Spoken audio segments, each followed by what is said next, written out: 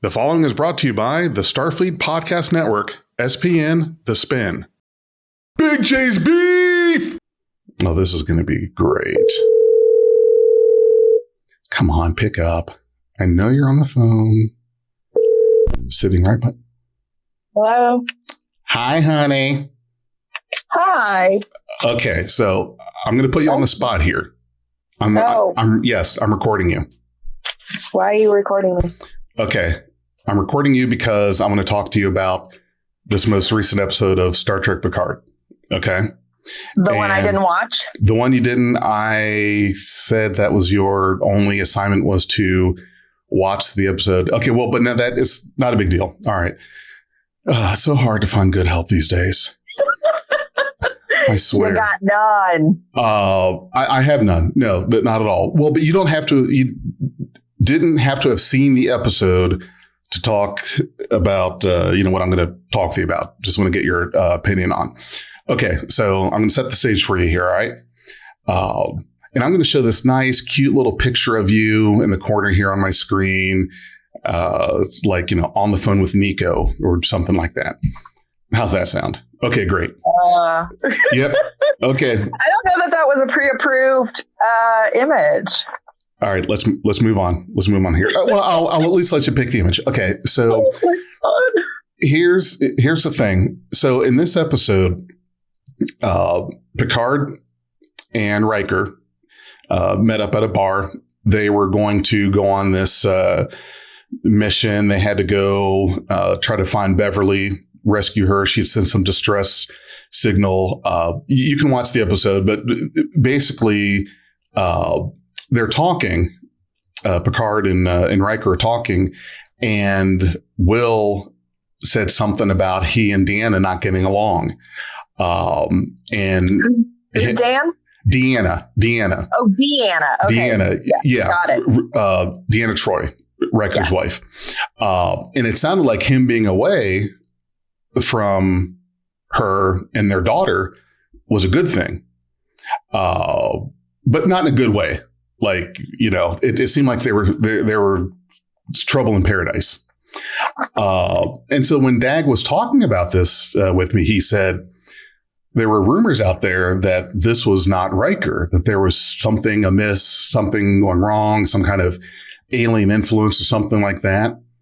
And I stopped and I said, whoa, wait a minute. Okay, hold on a second. And I talked about this in my own little, one-on-one BigJ's Beef thing. So basically, the gist of it is there's a rumor out there that this is not the real Will Riker because he's not getting along with his wife. Okay. So, I mean, really? Like, is that where we're at now? Is that if there's a couple not getting along, that there's some kind of the hocus pocus going on, something like that? I mean, you and I get along all the time. Always. Why are you laughing? So I would think that, so I would think that if we weren't getting along, I would be an alien, right? Or you are an alien, honey. But that's beside the point. So, yeah, but in all of the depictions of the two of them, he's the one that's always very calm, collected, just kind of like goes with the flow with her. And, because she's like, I don't know if I want to say it's because she's Betazoid that she has she can feel all those other people's emotions, but they definitely have her portrayed stereotypically as this kind of hysterical woman that's all over the board with her emotions all the time. And they just kind of have him as very stoic. So I could see where the whole idea that him complaining about them not getting along and even the fact of him bringing that up and making it as a complaint, it's not really him. Okay. So, so he's been away from her, out in space by himself.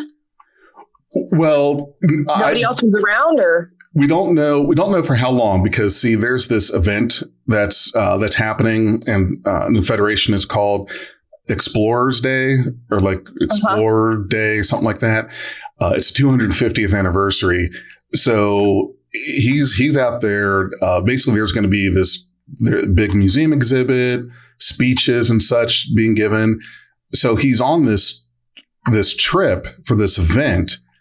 And it was a perfect opportunity for him to meet up with Jean-Luc, and him being out of the house, Will being out of the house, it made it sound like that was a good thing. So that was, I don't know how long he's been gone, but apparently there's trouble in paradise, and we're at that point now where I think it's ridiculous. I think it's ridiculous that and we haven't seen them. There have been some scenes, a lot of episodes with them together, and some scenes of, especially in the first season, with them on their planet where they live. And I just have a hard time thinking that we're used to all these big, grand wars and conflicts and issues and problems. And do you think that we're so used to that we have to take any small thing and somehow make it bigger than what it is? So are they writing this into the script just because they feel like everybody else in the audience can relate to this? That's an expectation, that you're always having issues in paradise? Well, with your significant other? I don't think it's always. I just think that maybe it's something that they're adding in to help give, I guess, some conflict or some juice to the script or story or something. We've only had this one episode. It's only this first episode, so we have not gotten any details beyond just what he said and the way he said it. So everyone's so we have no idea what their problem is of like what could possibly be the conflict. It's just that there is some sort of issue. Yes, that's correct. Oh. And that was Do they have kids? Yes, they do have kids. They have a daughter. They did have a son who had fallen very ill and passed away several years ago. So not only do they have if my math is correct, a teenage daughter, which is hell on earth right there, but they've also had that past loss with losing a child. So I would think that I'd be shocked if this was their first of not getting along or being on the outs. That's just my opinion. Yeah, you wouldn't get that far into a relationship with a loss and a teenage child with no strife. Right. So maybe they're setting it up for something else. Maybe one of them's ill. Maybe they're going to get a divorce. I don't know. There's got to be some big link to that if they're going to pursue this as some sort of major thing. But I don't know. That seems really weird for them to. I don't know. Was this was this like one little small part of the episode, or was there? It was just a small part.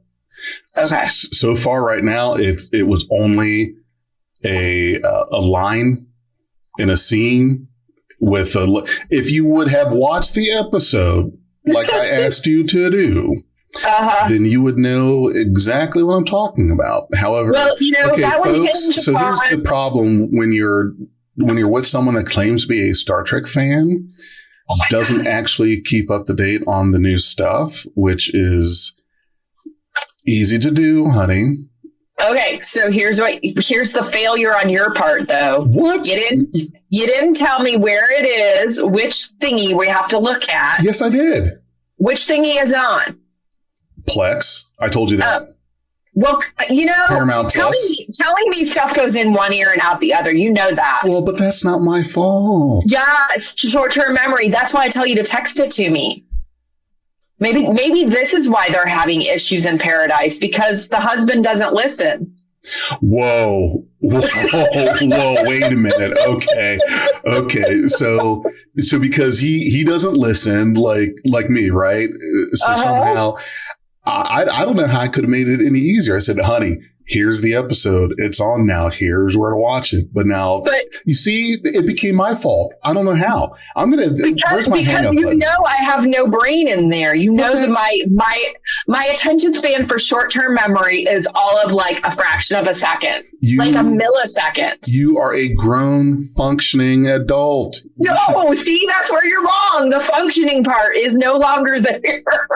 That's your mistake. You make assumptions that are so faulty right there.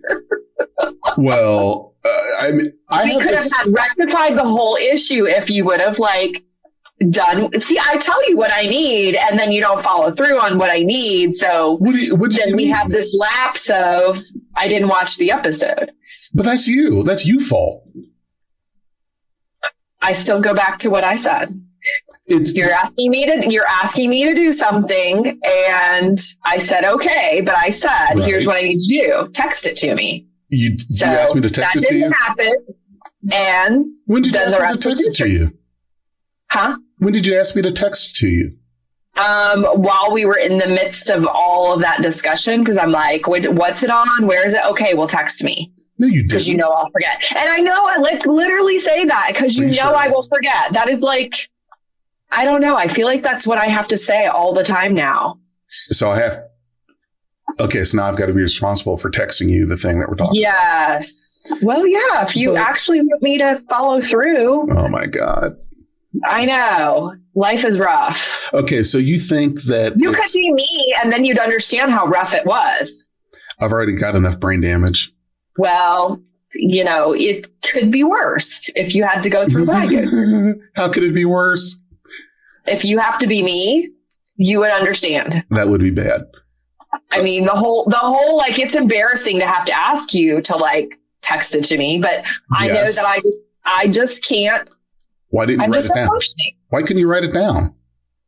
You have a notepad. Because then I have to ask you for all these things that you literally it takes so much brain power for me. And you know how many questions that would be? 4. And then you would just get frustrated having to answer all that. So the easiest way is to say, text it to me. When you're the one that's giving the information, it's just easier that way. I never get impatient with all of your questions. I don't. I don't know where you get. Shut up now! You crossed your limit. I don't know where you got the impression that I don't value and appreciate all of your questions. I tell you that all the time. Okay. Don't I sound very believable? No. I'm sorry. You need to work on that. So here I was thinking I would give you a call, talk to you about the episode a little bit, see what your take was on people taking a little thing and turning it into this big rumor and all of that. And suddenly everything's my fault. You see how that works? How did that happen? How did I walk? Well, I'm sure that's what happened to Riker too. So now you know. Oh, yes. That's what happened. He got blindsided. He did nothing wrong. Well, he probably didn't listen. And, now everything's askew. And so she rightfully has a valid complaint. And here's the problem, though, because when he was at home, he probably acted like he didn't know what was going on. And now he's off to somebody else admitting he knows he's in trouble because now there's trouble in paradise. So he knows he's done something. He's just not fessing up to what it is yet. No, wait a minute. So we're going to get the full story later on how she said something, he didn't listen, and now he's in trouble. No, you got to watch the episode. We're not there yet. He's not admitting. There's no admission of guilt. He's just. No, I'm saying to him opening his mouth and saying something, such as "there's trouble in paradise," is his. That doesn't mean he thinks it's his fault. That doesn't mean he has a guilty conscience. He should. Why? Why? Why is it that acknowledgement that there might be a problem is the guy's fault? I mean, because he didn't listen. Oh Jesus. Okay, folks, this is now you see what I just, if you could only see my face right now, if you could see my face. You know, I love messing with you. Why? But it's why? it's fun because I can see your face and your tone of voice. You can see my face and my tone of voice. Yeah. I can see the look on your face. What if it was her fault? What if he is not to blame at all? You said she was hysterical. So I don't know. See, here's what I'm thinking though. Oh boy. Like you said, they were already this far into a relationship. Yeah. Maybe there's some bigger underlying issue. Like I'm saying, like one of them's like ill, or there's more to the story of, because originally I would have said, well, possibly she was pregnant, but obviously they've gone way past that in this storyline. So. No, they wouldn't bring in a pregnancy, because the thing is that at the most. No, but that was my original thought. If they hadn't had kids, my original thought would have been maybe possibly. He was in trouble because he didn't wear a condom. No, Got her knocked up. No. Fucked up her career. No, I'm just saying like maybe she was more emotional because she was pregnant or something. And, they were going to throw that in there. But since, they're way too far.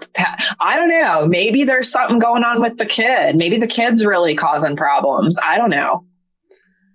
Well, I would have to say that I think I might have to agree with you on this one, that there is probably something that he is. I don't want to use the words his fault, but I would think that there's something about him or what he's doing. It could be Starfleet related. It may be that he's considered taking a promotion to admiral and she's peeved off about that. He may be wanting to go back to an active captaincy and that's causing trouble. Maybe she wants him to settle down finally. Well, that's what I'm thinking. Like, was this like a voluntary go away trip to this thing? Or was this in his, he had to do it? Or was this like, hey, I'm going to go do this. And he's off running around way away from home for all this time. And she's like, hey, like you're just like leaving me here to be a parent by myself and you're off gallivanting like you're a teenager. I mean, that in and of itself would, I could see where you'd get some definite resentment on that.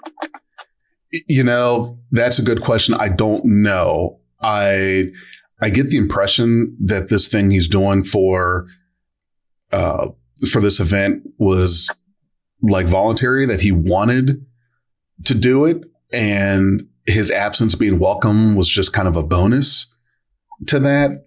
I'm not sure. I didn't quite pick up. It seemed to me in the episode, the way he was carrying himself, the way he was talking about it and so forth, that this was something that he wanted to do. It's not like his arm was twisted into doing. So, but we don't know how long he was gone for. Well, the thing hasn't happened yet. The actual event hasn't happened yet. He's been gone for maybe, I don't know, a few days, a week. Oh, okay. It hasn't been long. Okay. Well, maybe that could be part of it, though. All questions that could be answered if you would have watched the freaking episode. Wait, but you didn't answer the questions I just asked. What was the question? We're back to he doesn't listen. I tried to. That's why he's in trouble. I just. Oh my God! See, you do it to yourself, and then you're like, "What did I do? I didn't do anything." I can't control it. I just start zoning out when you're talking. Oh my God! Well, that's the whole thing, isn't it? That's the excuse we get. I zoned out because you said more than 2 words. Easy now. Wah, wah, wah, wah, wah. That's what I feel for Charlie Brown. I hear the Charlie Brown teacher. I'm sorry. I'm trying to be better about that. But see, now we know Charlie Brown. It starts young. It does, folks. You've heard it here first. I have Charlie Brown teacher in my head whenever Nico starts talking. I don't mean for it to happen. It's just this thing. It just wah, wah, wah, wah, wah. And I go glaze. Like you can see the glaze in my eyes. You see it all the time, right? Yeah. And then you're like, when did you say that? When did I say that? And I'm like, you can't even keep track of what you're saying, let alone what I'm saying. You're in trouble. All right. So the takeaway here today was that I should not have called you and asked you questions about this thing. So lesson learned. It was the follow through to text me too. Did you get that part? So in the future, I will text you on top of every other reminder since I have to do things for you. And I don't even get paid for any of this. I've got to take care. You could do the sneaky thing like you did before where you put it on the auto message anyway. So there's no excuse, really. What sneaky thing? That when the sneaky thing when I asked you to text me one time, and I don't know, was it the I love you I text or something and you set up the auto thing, and then I was like, hey, wait a minute, since I happened to be sitting next to you that one time and you weren't sitting there texting it to me, but my phone goes ding. Yeah, you're in trouble. Whoops. Right. So anyway, I'm getting a lot of interference now. I think my internet connection is going out. Okay, so for those of you that are curious, it was you wanted me to remind you to take your medicine.